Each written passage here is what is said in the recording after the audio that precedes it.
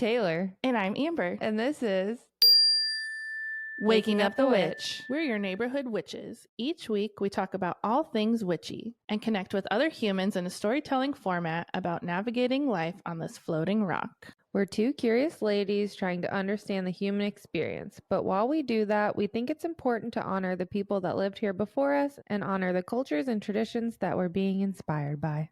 This podcast is about waking up the witch, which means we are learning and growing every day. That being said, we are always open to feedback on how we can do better. The views and opinions of our guests don't necessarily reflect the views and opinions of Waking Up the Witch. Now, let's go, ghouls.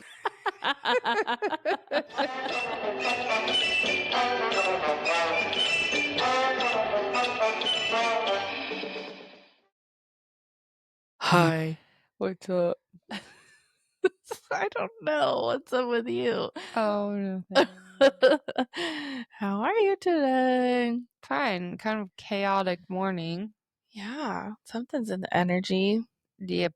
Mars just went into Virgo today. I don't really does that mean? know so much about it, but that's where my natal Mars is in Virgo on my rising sign, like same exact degree. So I should know more about it, but I don't yet.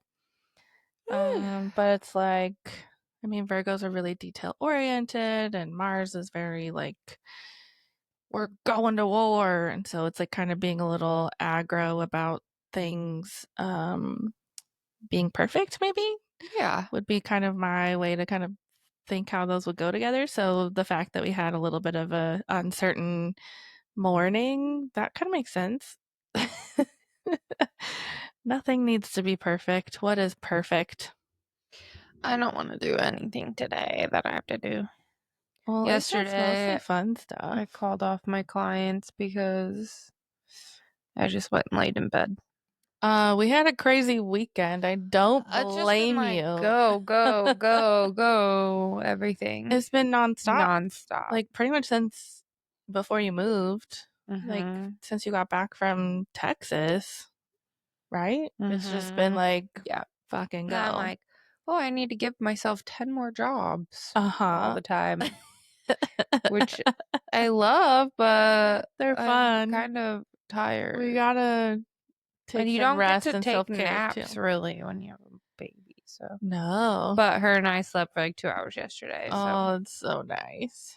And yeah, I have a new addiction. Two? Love Island. Oh, yeah.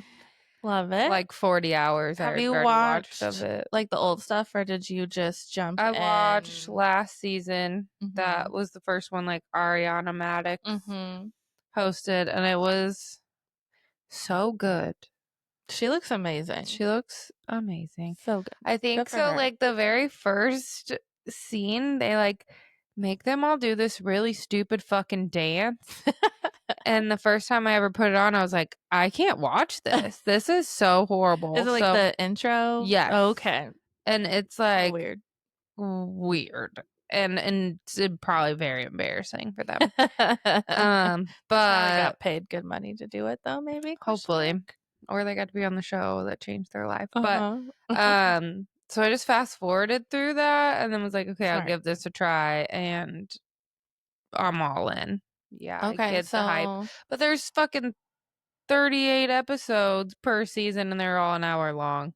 That's so much Yeah, I time. did it. Amazing. I did it all.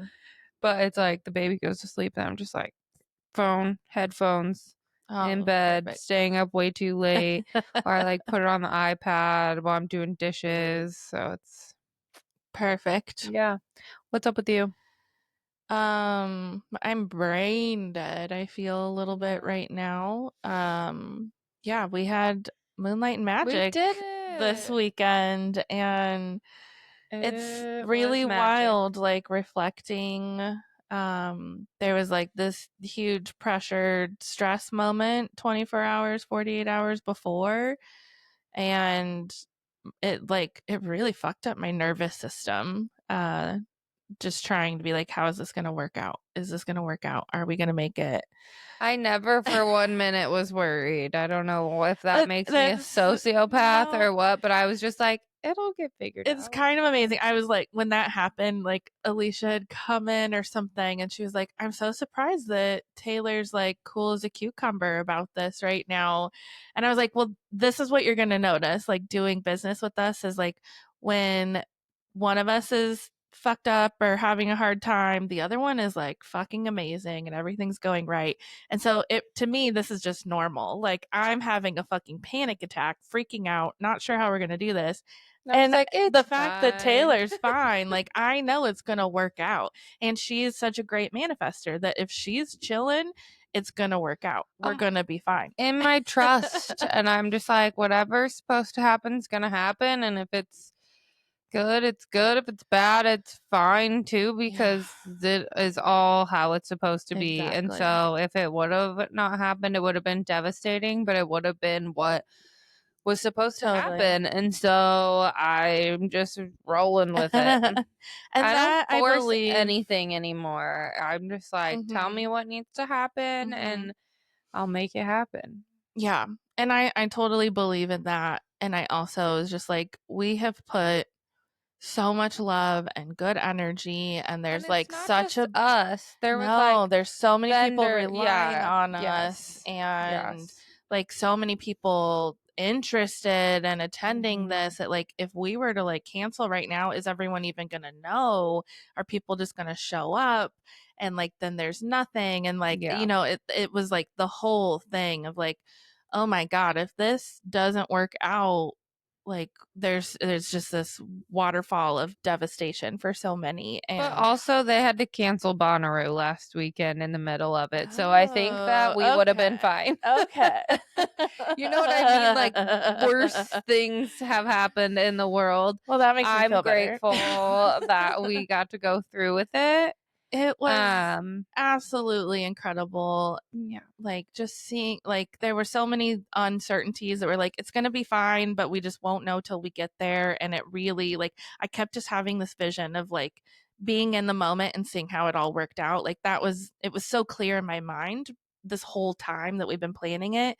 And then like I was standing there and I was watching the belly dancers and their first performance and the people flowing in, and I just looked around and like I could cry again right now. Like I just started tearing up and welling up, and I look over at Alicia and then her eyes start welling up, and then you come around the corner and I'm like, Taylor, like we all just have to stop for a moment and We take this did in it. because it's actually happening. Like we got hot dogs, we got belly dancers, we've got vendors, everything's working out. We're all enjoying a drink, we're getting a breath, and it's absolutely beautiful and truly went off without a hitch, minus our little road bump that ended up being It was divinely perfect. perfect. I Yeah. swear like it was probably so good for everybody involved, and I'm really really grateful. And we got so many beautiful compliments from vendors and people attending. Like there was this one woman, I forget her name, at the end of the night that was like, I do vendor events all the time. Like I'm a vendor at events, and I had no idea this was your first event. Like you guys did an amazing job. And I'm like, what? Wow, thank you. And then one of our vendors messaging yesterday, like that was the most fun event I've ever done. And she does tons all the time too. I'm like, wait, what? What made it so Yeah. special? Like, I want to make sure that we can keep like bringing that energy. And, one of the biggest compliments was the vibes. The And it's just vibes were what we so good. created. It's the energy that we bring. And yeah, I'm in awe. I And loved that oh, people were like staying and hanging out and it wasn't just a drive by. no, That what yeah. that meant the most to me. I Yeah. think like worst fear is not even worse fear, but like something I didn't want and I thought could easily happen is, people walk through, they look at the stuff the vendors have, they walk in the back, then they leave. But Yeah. people just like were People chilled. drinking and Yeah. hanging out and chatting and listening to music and getting more drinks and eating hot dog. It was just like so perfect. We created a really fun event. We have an event company, LLC, Yeah. So I'm which is excited. crazy. We're already planning the next one in fall. So keep a lookout on Waking Up the I have so Witch many and ideas all the time, so our Moonlight and Magic page as well. So yeah, that was fun. I'm like still recovering though. Same. From I just all the think so. energy leading up to it. And I was like sensitive on Saturday, like just started crying for no reason. Just that letdown of like, okay, like all this energy, all this built up. I just need to take 4 naps and do nothing. I'm jealous.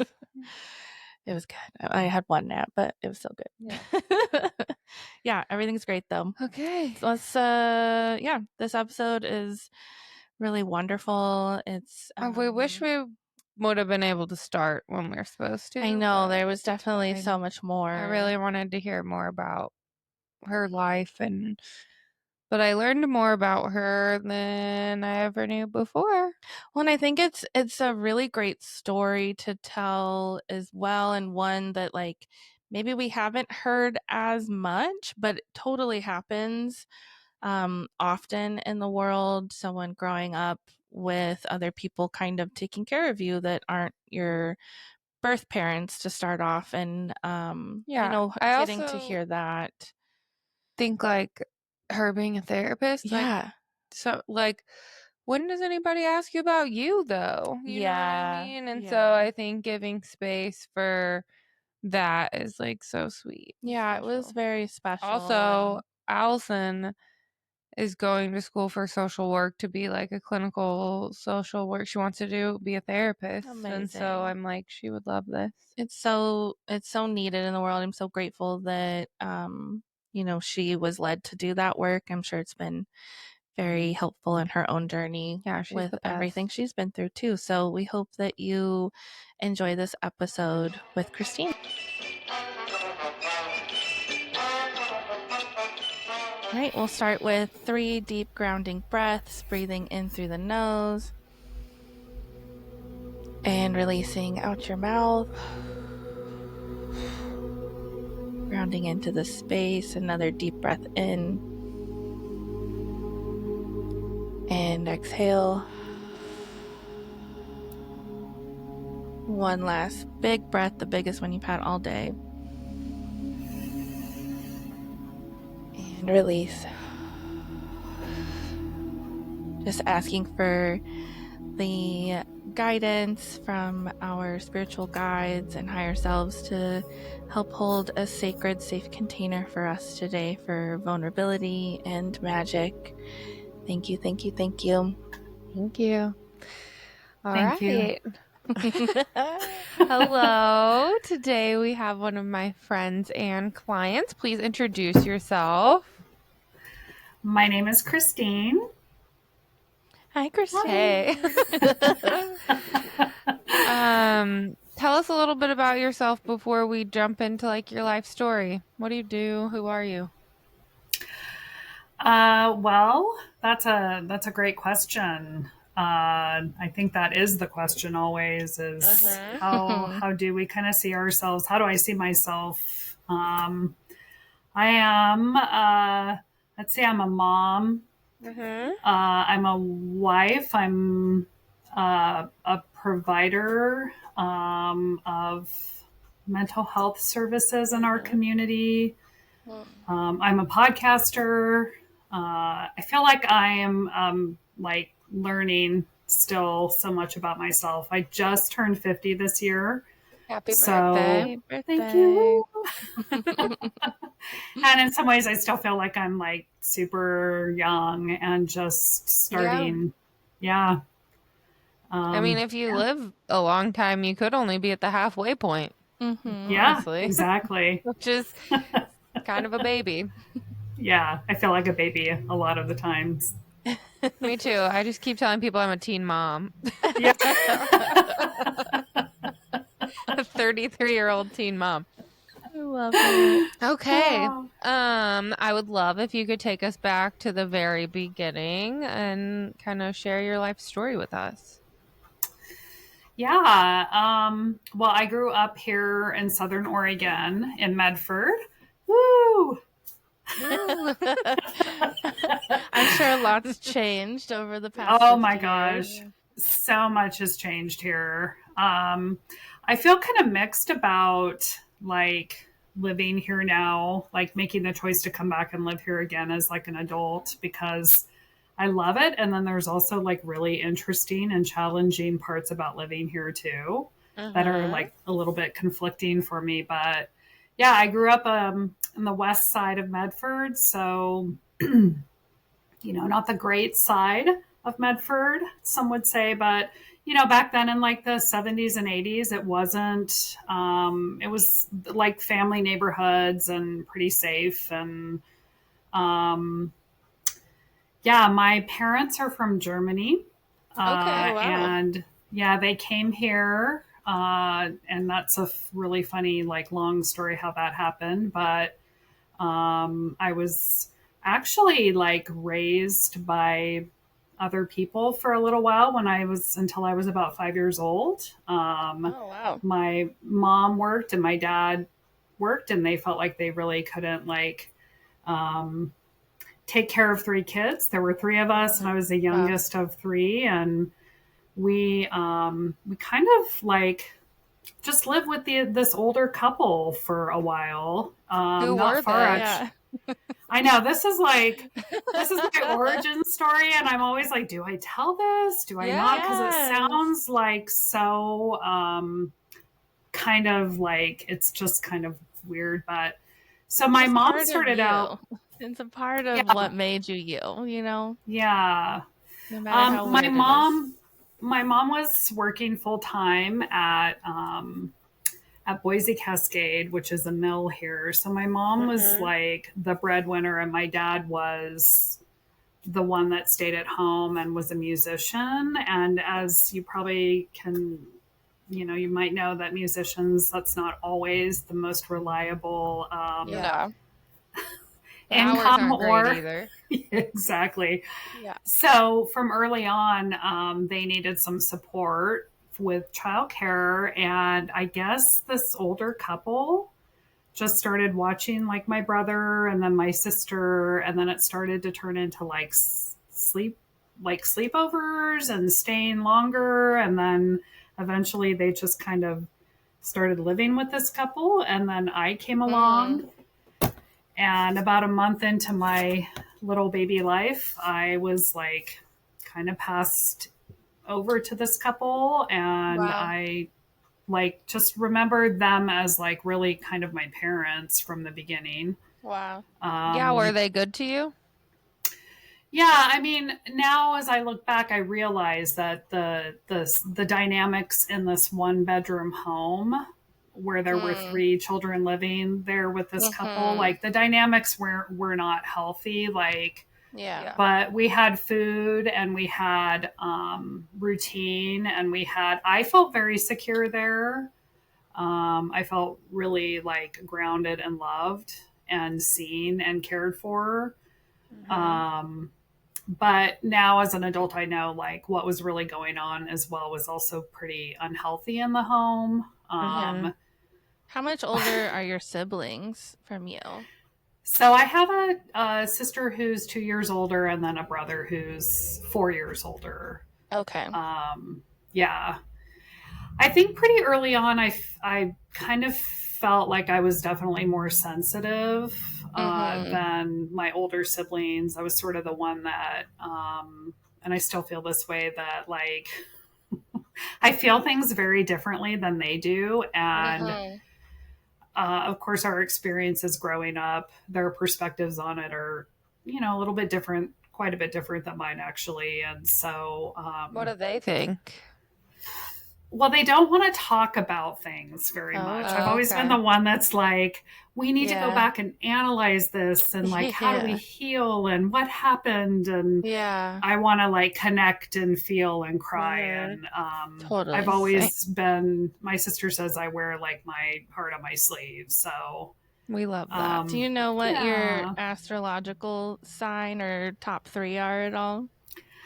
I'm an Aries, but I have like no idea. I know like it has to do with the time you were born and the day, right? But like I've had friends try to help me figure it out, and I've known the information for like 30 minutes, and then it like leaves my brain. It's a lot to take in. It takes several times for things to stick. But do you think some of it is also like the age? Like a lot of people in their 50s or older don't talk about their feelings, and so it's kind of like a shameful thing.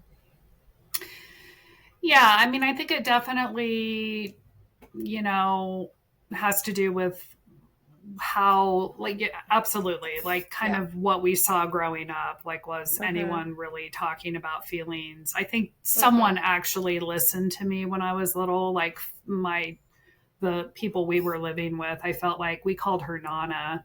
And I felt like she really actually listened to me and like kind of gave me some space to be heard, at least for like the first few years of my life. So maybe that it made it a little more easy for me to kind of lean into that.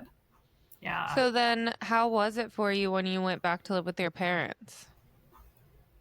So good. No. Yeah, I was like, wow. I was like, oh, I wasn't expecting that. Yeah. Now, it was weird because, we wanted it. I wanted that as like a little girl to live with my mom and dad. And then also like when the reality of that happened, it was quite difficult. Were you seeing them regularly while you lived with this other couple? Okay.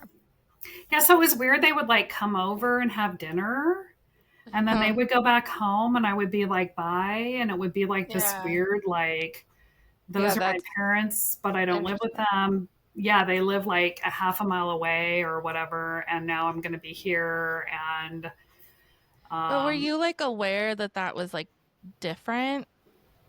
Like since you were so young, and like I could see being older, like understanding that's like not, your typical family dynamic, and you being the youngest, maybe you had some influence with that.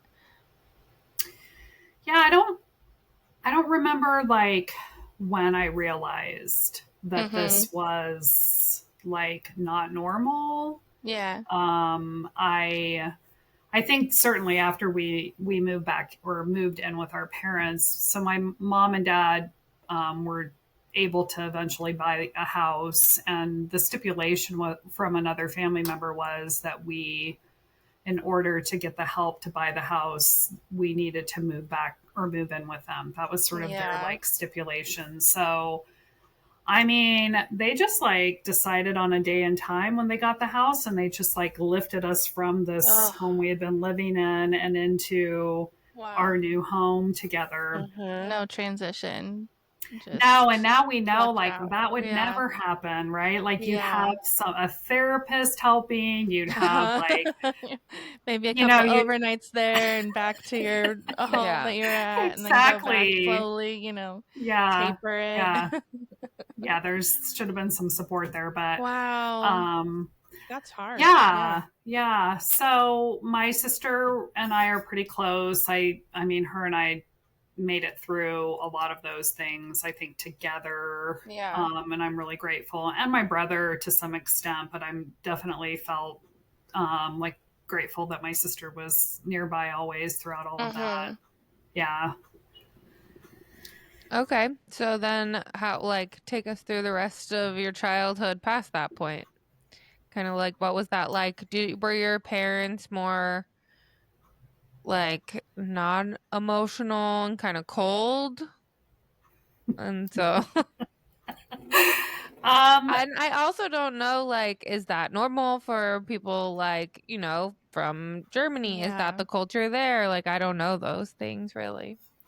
Yeah, no, I think you're on to something there. Like my parents were born in like, wartime Germany, and in a very like scarcity mindset of like, I mean, my mom has stories and stories of like going without, and her mom would be gone for half the day and come back with like a piece of bread for them all to share, and sleeping with the goats in the barn, and like just lots of like going without, a lot of fear-based like and not a lot of not a lot of emotional support for them when they were growing up, as that's kind of what we know about wartime like experiences for children. But my dad, very much the same story, like neglect, and my dad had probably pretty early on sort of a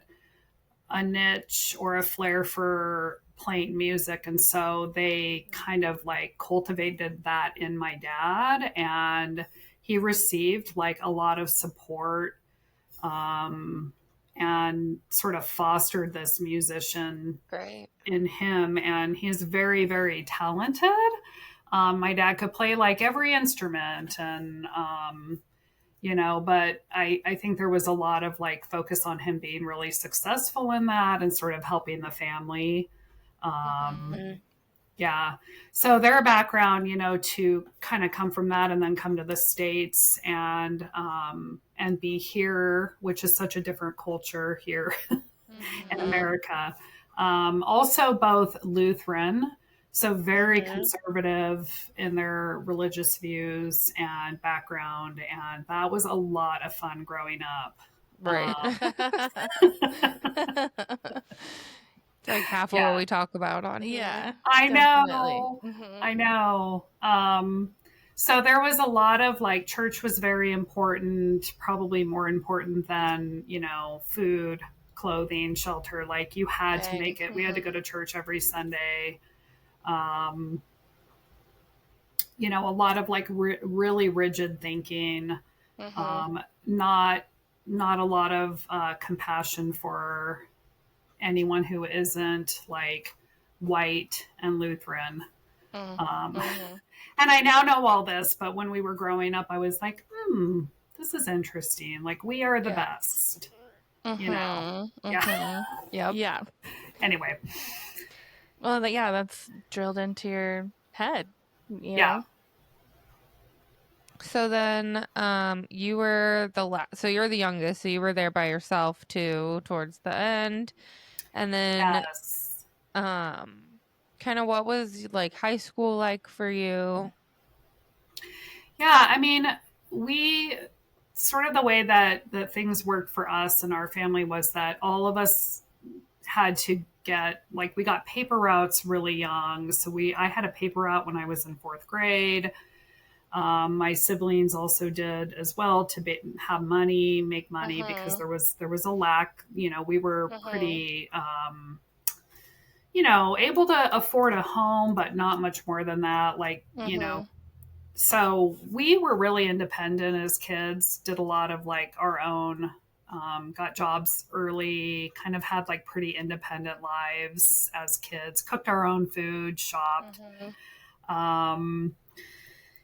And there were things that were fun. Like we were into sports and we were into, I don't know, the things that kids in the 80s did. Like, I'm not going to say my life was horrible. There was a lot of really fun things about it, but also like,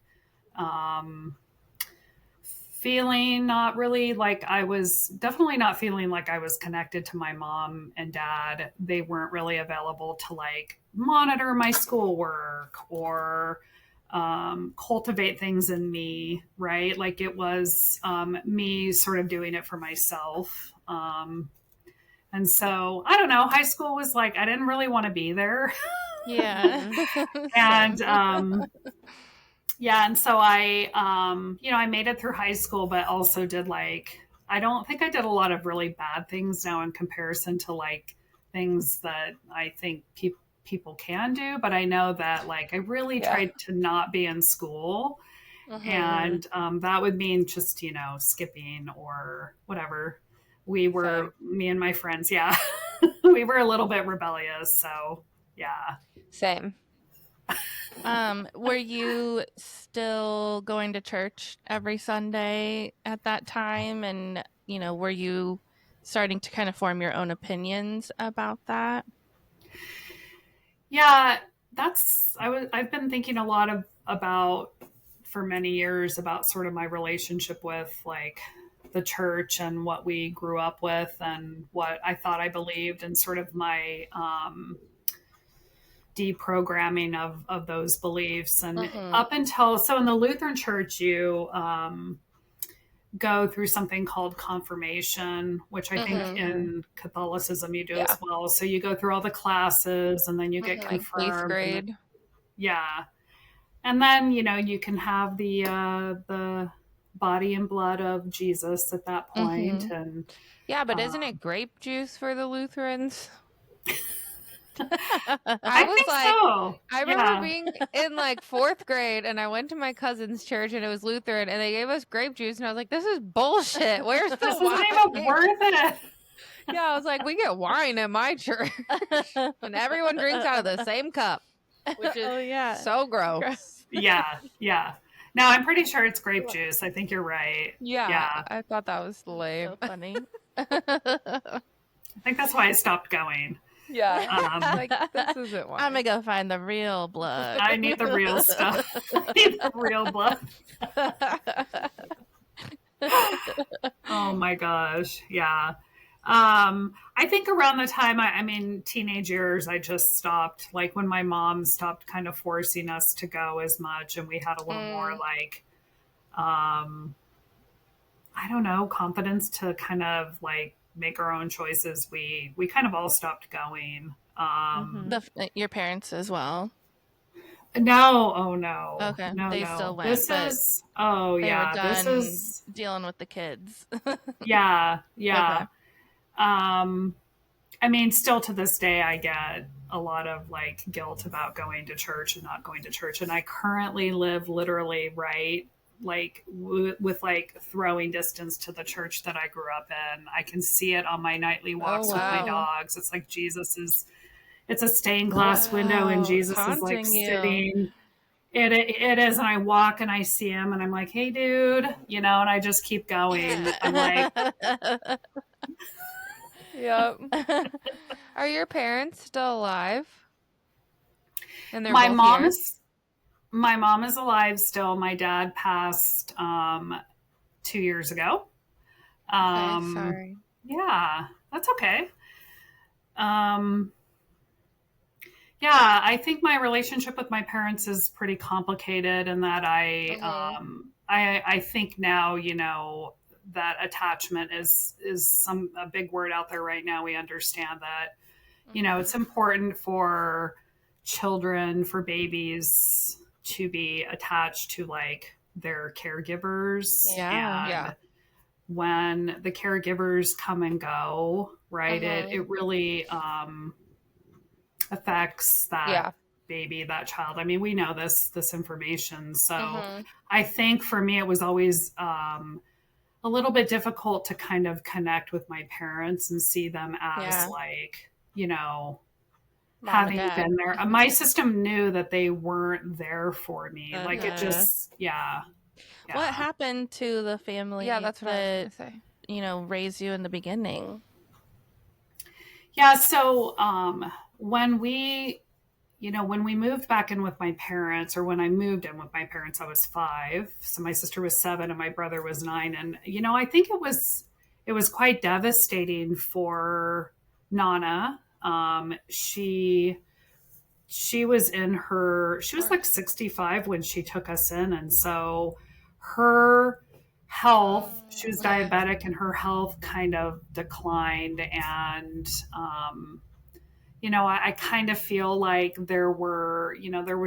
she saw us as her children and had really connected with us in that way. And I think to some extent that kind of contributed to maybe her health decline. And sad. Yeah, absolutely. Yeah, so she passed away when I was 10. And that felt like I lost my mom. I bet. Yeah. So again, not a lot of us support in terms of like now we would know that, potentially add some therapy in there, but we didn't have that in the 80s. So so we just like got on with our little kid life, totally. Yeah. The one thing I want to say, you still have oh, sorry. Go ahead. That's okay. Go ahead. in that time before she passed, were you guys still having like dinners and stuff? Like they were still involved, as caretakers in some way for you? Yeah, we would do like a weekly sleepover there still. But I think my mom and dad were trying to kind of create some distance there and boundaries so that we could like transition Yeah. into our new life. And so, but I probably still spent or would try to go over there and we would still spend time over there. Um, and yeah, it of course wasn't the same, but Yeah. we weren't completely detached. It was just seeing a lot of things that kids at that age, like the decline of like an older person and her health. And like my Nana didn't have a lot of support either. So I think a lot of things fell on us as kids that Yeah. we shouldn't have seen, we shouldn't have had to be a part of, but we were because again, the 80s. Yeah. Yeah. Yeah. Gosh, I feel like I could like spend 5 hours talking about all that. I know. Yeah, I know. I do want to Yeah. bring us to kind of like early adulthood and maybe meeting like your husband and like starting your journey being a mom and kind of going with healing and growing and how you Yes. ended up being someone that takes care of other people. Yeah. I feel like I was thinking about this recently is, I've always kind of felt like I had parts of me that were sort of that helping part, those caring parts. I kind of knew early on that I was, I don't know, kind of destined to be in some sort of like nurturing role in my life. I don't think I ever was like, oh, I want to have kids and I want Bob and Susie and like Mary. Like I never did any of that, but I knew that I would probably have kids just because I wanted to, at that point, I think probably wanted to have like love, feel love, give love in a way that was like secure. Yeah. Um, so I met Dave, my husband, when I was actually 18, and he and I had like been in the same place together several times and had never like actually talked to each other before. And then we both got invited to go on a camping trip together through his family, his sister, and like we were together ever since. I know. Soulmates. Yeah. um, he was scheduled to go into the Coast Guard. He had already signed up to go to boot camp and like leave essentially when he and I had met within like weeks. So that of course made like our relationship so much more intense because we had like this, we're not going to see each other. And it was like, it kind of fueled this like, growing relationship. Oh, absolutely. Yeah. So we got married 6 months later. Amazing. So you were 18 when you got married? I was actually 19 by that time. Yeah, I let myself get a little bit older. I don't know if I would recommend this. Maybe wait. I agree. Wait a little longer. But it did work for you. I don't think it usually does. Yeah, the odds were questionable at different points. Yeah. Every day I'm like, should we still be together? Well, you were a completely different person a lot of times throughout your 20s and into your 30s than you are being 19. So it's quite a gamble. For sure. Yeah, I mean, your frontal lobe isn't even like fully developed. So I feel like no one should like do anything super super important. I don't trust anybody that doesn't have their frontal lobe yet. I Terrible know. decisions. Yeah. Yeah. So did he join the Coast Guard? He joined the Coast Guard, and we got married, and our first station together was in Alaska. Okay. And I was also pregnant. So I got pregnant pretty fast, and we had our daughter in Alaska, our oldest, and then we ended up having twin girls when I was, a couple years later. So we have 3 daughters, and we traveled around the country and lived in, I think we moved 9 different times total. Wow. So did you have any support with the girls? Yeah, that's a great question. I was a stay-at-home mom until the kids were a little bit older, because I felt like that was important to be like we needed to have one parent that was like home, and but every time we moved, we kind of started over again. And so building supports and making friends, and sometimes we'd be near family and sometimes we wouldn't, just depending on where we were stationed. So it was really hard. Yeah, that sounds hard. Very, very hard. Yeah. I think that people don't have villages the way we're supposed to anymore, and so the parenting can be harder than it's supposed to, or super isolating because it's doing it all by yourself. Absolutely. We're not supposed to live this way, but whatever. Yeah. I mean, there's something about them, I'm not a huge fan of like advocating for currently for the military, but having been in a branch of the military and we were officer, my husband was an officer, I was an officer's wife, and so that within itself is like a whole world that the military can be looked at as somewhat cultish, and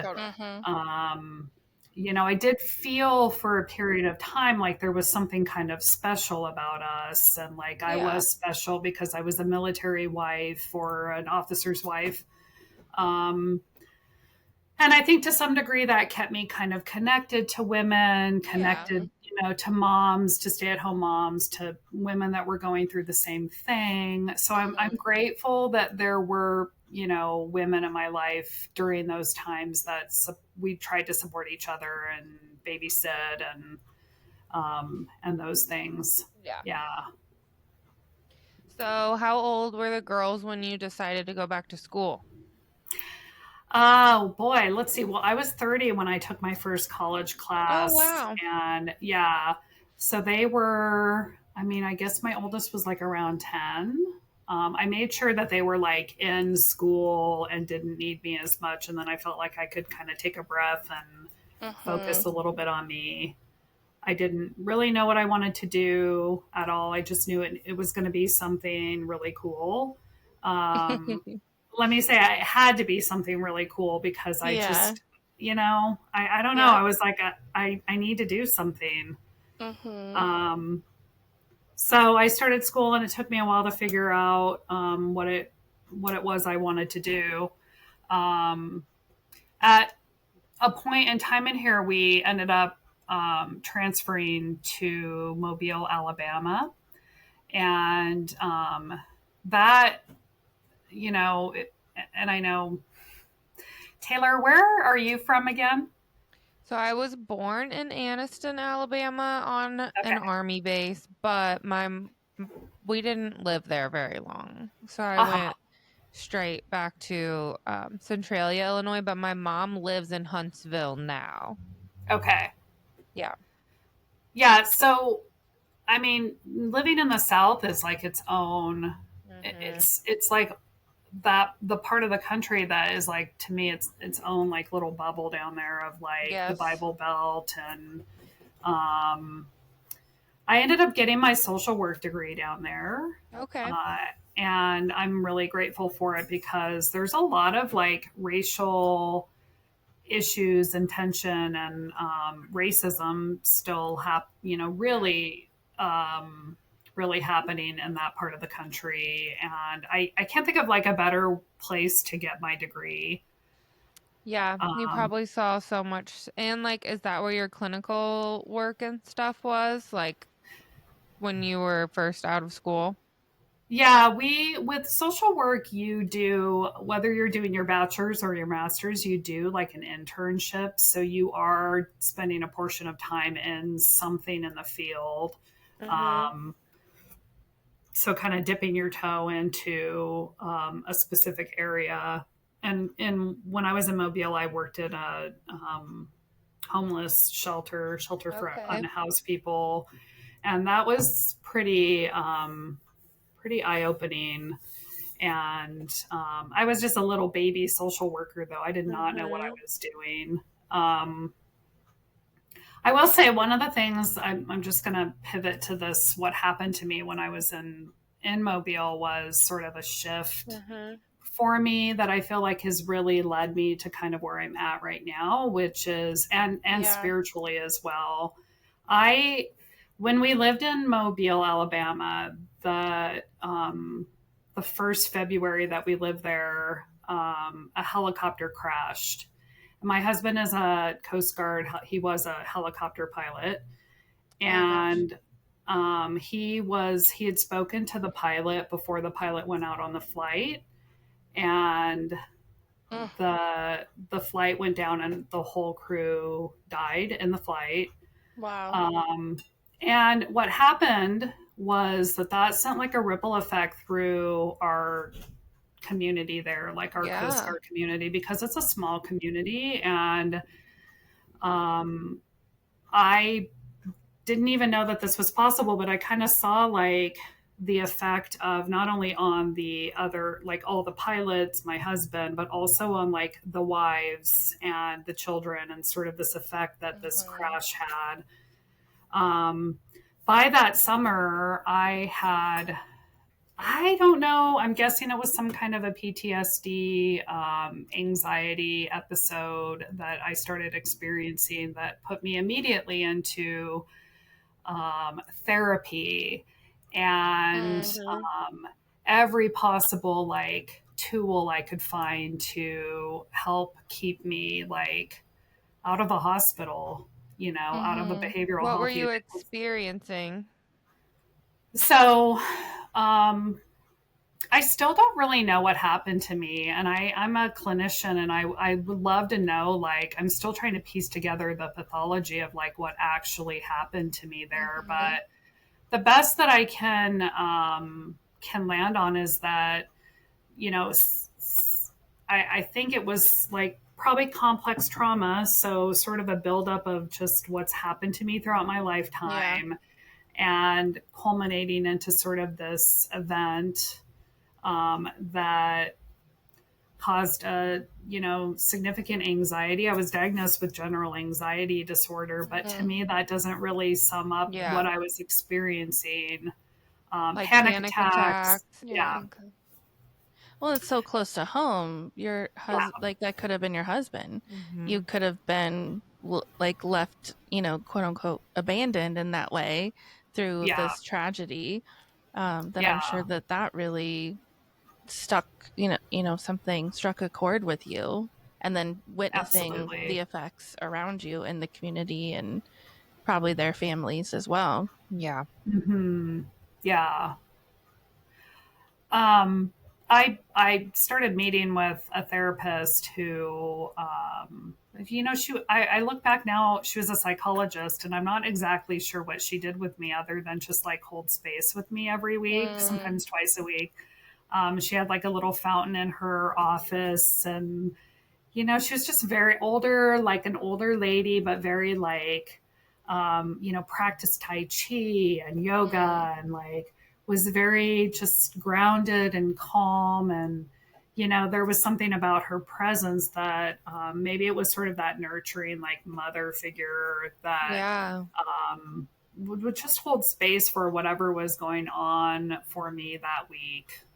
And I was with her for about a year while I was working on my bachelor's degree and working through like what I was experiencing. I was taking medications and trying to figure out how to reduce my anxiety and my panic and all of that and function with a family.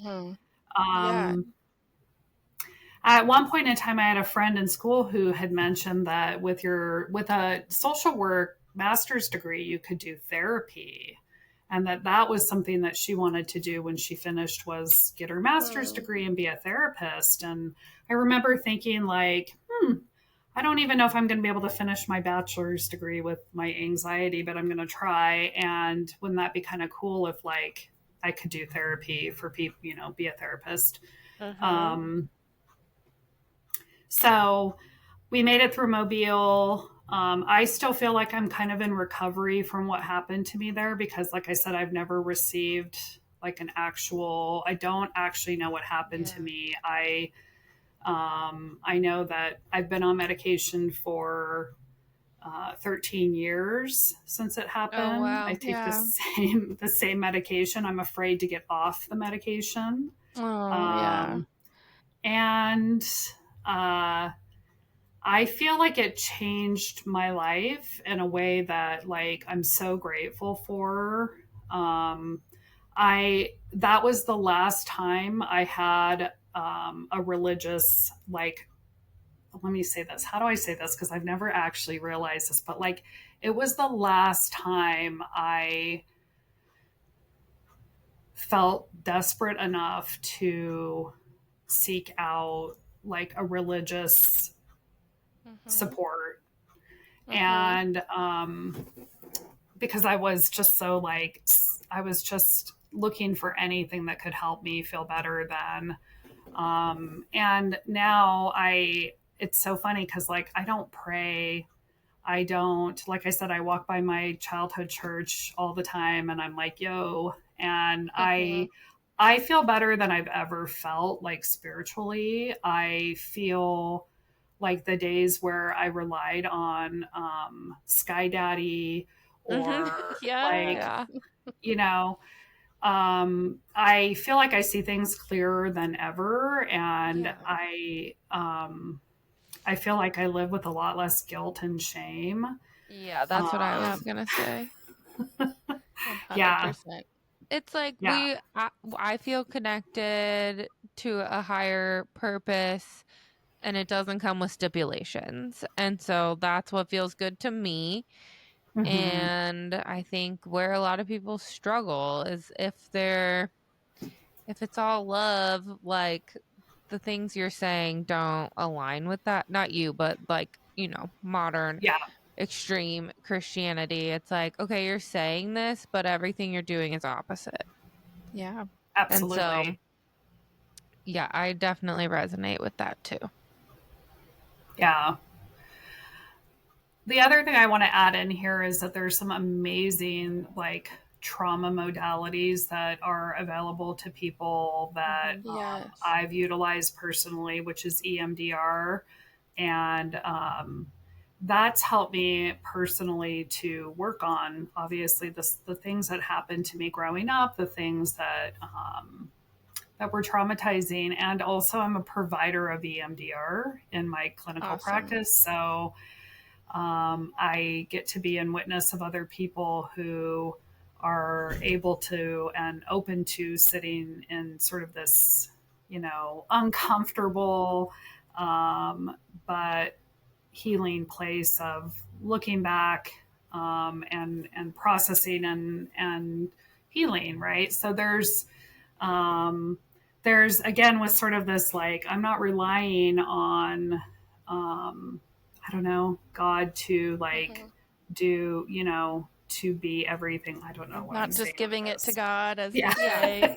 You're working on you're yourself. Actually doing the work in this human body to help heal so yourself weird. and others. So EMDR is something EMDR is an amazing modality. Yeah. Yeah. It's something that what does that it's stand tangible. for? It's something. So it's eye movement desensitization and reprocessing. So the concept is that when we have like a traumatic experience, we are like our parts and our senses and everything get essentially like stuck in that moment. And all of the positive information, all of the disconfirming information, like the good stuff, the good resources, the good things that we know about ourselves, the things that make us resilient, are cut off from that memory, cut off from that point in time. Wow. And so the creator of EMDR realized that we can use bilateral eye movement or bilateral stimulation to basically douse that memory with something positive. Like it's I don't even know how to totally explain what happens. I really think it's kind of magic. Yeah. But amazing. Do I you would have say to that be like aware of the trauma? Sorry, we're a little delayed. that's okay. That's okay. Yeah. The thing with the MDR is you do have to actually be ready and prepared. And you do this as part of EMDR to sit with the memory and to sort of feel it and describe it. Okay. And before we do that work, though, the early phases of EMDR is to build resources to make sure we can actually do that. So this isn't something where we just throw clients into their trauma and then just like see what happens. This is very much like there's 8 phases to EMDR, so it's quite a process, but it's worth it. Okay. Yeah. Awesome. Amazing. What other tools are very important to you that have helped you or that you like to help other people with? Yeah, I mean, I think exactly what you all did in the beginning of the recording, which is just to breathe together. Like it was a reminder to me that something as important as just taking a good breath in and out. I am always stunned by how many people do not like practice breath. Yeah, we don't breathe. I know. Shallow Sometimes breath. I'll take a breath and I'm like, oh, wow, I haven't done that all day. I know. Or I'm like holding my breath. It's like, yeah, I do that. Why do I do that? Okay. Is there anything you want to add on about your life story that you think we should know to bring you to who you are today? yeah, I mean, I would say that I've had like, amazing support in my life that I feel really grateful for. Like, I think you all would probably agree that the universe or, bring people to us, or we find people that are, our people, that it may not end up being like mom and dad. It could be, friends, peers, coworkers, whatever, right? I feel like our soul we find family. our absolutely. Yeah. And I feel really grateful for how that has, how that's been cultivated in my life to help me get to where I am, essentially. Yeah. And you get to be that for others, I'm sure, on like so many levels. Do you believe in the like we kind of choose our lives and like the characters or the people before we come here? Just to kind of learn lessons? I mean, I feel like there's got to be something because there are times where I feel like I've known people or it's weird. It's like, I don't know. I'm not sure what I think. I would love to talk with you all more about like have you what ever I believe. done a past life regression? No. You should do one. That's something I offer if you ever want to I come want play. to. I want to. It's fun. Pretty incredible. Yeah. Yeah. And really great for healing and yeah. Yeah. So, speaking of soulmates, you have a podcast with your best friend. I do. So one of the people in my life that like has been with me and we've been together forever is Kim. We were like 12 or 13 and we've just, been together ever since. And one of the things I think that kind of brought us together was talking about scary stuff, creepy stuff. And from the beginning, probably like our first time ever talking, it's like, what's your ghost stories? What are your, what have you, I mean, and we're 13. I know. I'm like, we're 13. We don't even have a lot. I don't know how we were talking back then, but, so that's always been sort of our thing. Yeah. And then over COVID, we thought, well, let's, it's kind of a trendy time to like start a podcast. And we had someone in our lives that knew how to do it. And so we had to do was get together and record something. And then he was helping us put it out. So, cool. Wow, that's amazing. Yeah. What's the name of your podcast? It's called Unexplained Oregon. What is it about? It's about anything to do in the Pacific Northwest that is creepy, mysterious. It's missing people.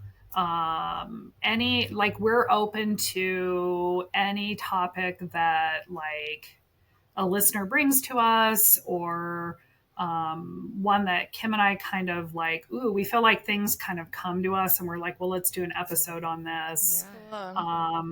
We navigated a little bit towards like, especially in the very beginning, towards like missing people, missing children. That gets a little bit heavy. Yeah. Because when we talk about that, there's a lot of consideration towards like family members that are remaining, and being mindful of like, are we representing the events correctly and in a way that's not doing any harm? So now I think we're kind of back towards doing more like not as many missing people, maybe less true crime and more like creepy dolls, haunted places, UFOs. Have you guys talked about the vortex? We haven't yet. No. Have you guys talked about the Oregon vortex? No. You should do that. I want to know more. Okay, I'll put it on the list. Amber and I went there kind of when we were trying to figure out what we wanted our podcast to be. We went as like beginning homework, and it's pretty crazy, and it's spooky, and it's Oregon. So also, I think the caves are creepy. I don't know if they're haunted, but caves are just creepy in general. Are you talking about the Oregon caves? Yeah. The ones like outside of Cave Junction or whatever? Yeah, I haven't been to any because I don't go inside dark, damp holes, but because they're creepy. Mark wants to go so bad. I'm like, I will feel so claustrophobic. Yeah, he can go. Bye. Amazing. Is it like interview based or more like research based or mixture of both? Yeah, I mean it's whatever we want to do. It's some interviews, like I've had one of my daughters has come on and presented like a missing persons case. My other daughter she read a childhood book it's like a book that we grew up reading to her. I think it's called the Night of the Scarecrow. And so it's been like this creepy book that's been in our family. And I read it to her as a kid. I mean, some people read sweet books. We read creepy books in our house. Love it. Yeah, but she just got on and read it. Instead of Good Night Moon. That's a creepy one. I love it.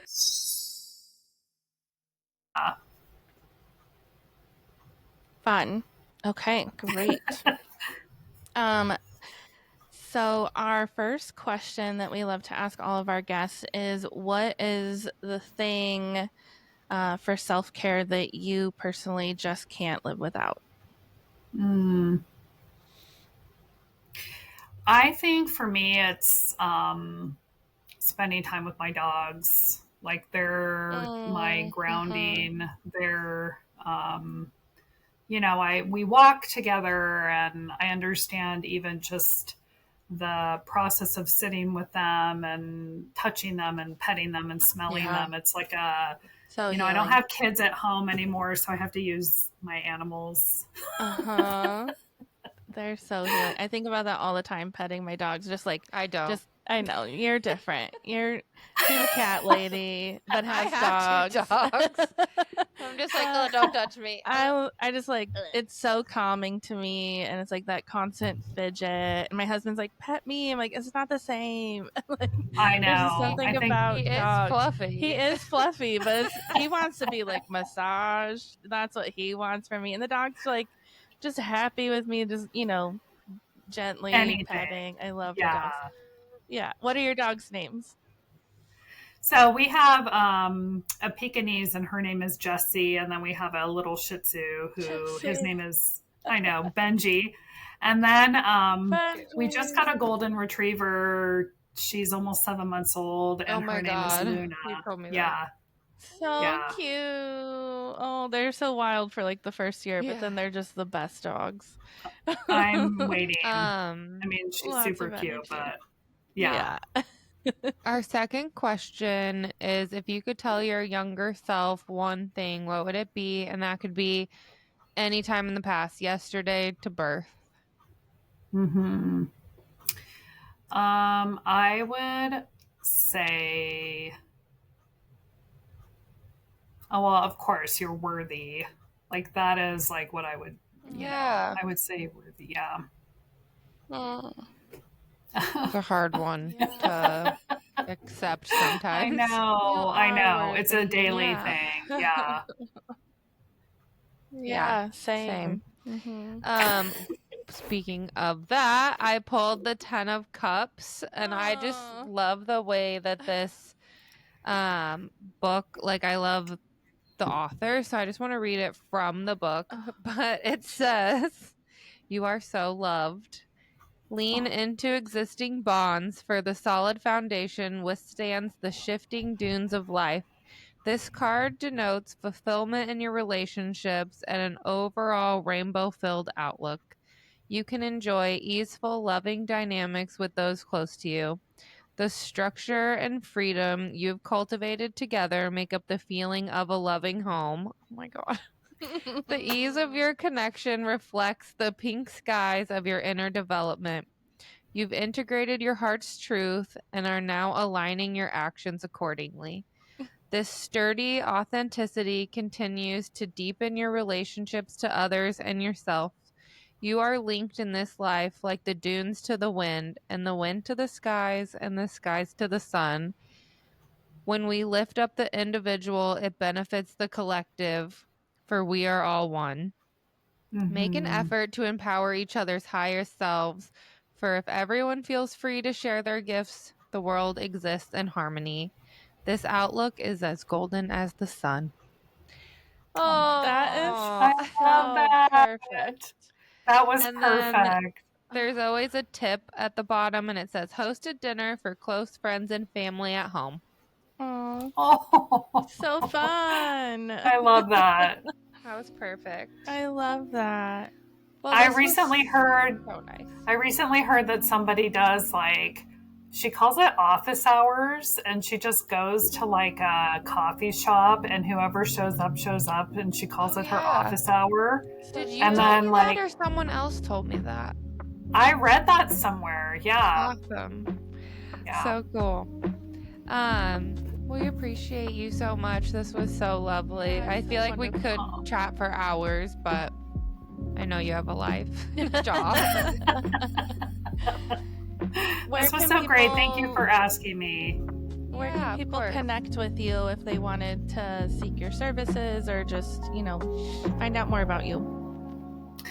Yeah, I mean, the best place to find any kind of like clinical support or a therapist like in your state is on Psychology Today. Okay. I don't have a website currently, but that is where clinicians typically kind of market themselves, and that's the first like go-to for most people if they're looking for a therapist, or that's what we recommend. Yeah. Yeah. And then Unexplained Oregon on Instagram and TikTok. Okay. Is there anything else that you kind of want to add about yourself? Where can people listen to Unexplained Oregon? Yeah, we're on Spotify, Apple. I think we're on Amazon. I think we're pretty much everywhere. Everywhere you listen to a podcast. Same. Yeah, and we're on TikTok. We're on Instagram, Facebook. You can email us at unexplainedoregon@gmail.com if you have any stories or story suggestions.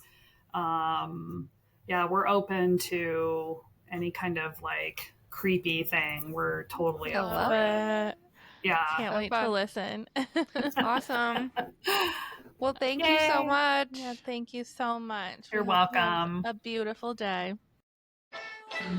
This episode has been produced by my husband, Curtis Burgess. Make sure to follow us on Instagram, TikTok, and YouTube at Waking Up the Witch. And if you have any questions, comments, or concerns, please email us at wakingupthewitch@gmail.com. And don't forget to head over to the link in our bio on Instagram for all the ways to connect with both Amber and Taylor. And go to moonbeeswellness.com for all your self-care and witchy news. We love you. Bye. Bye. Ow. Ow.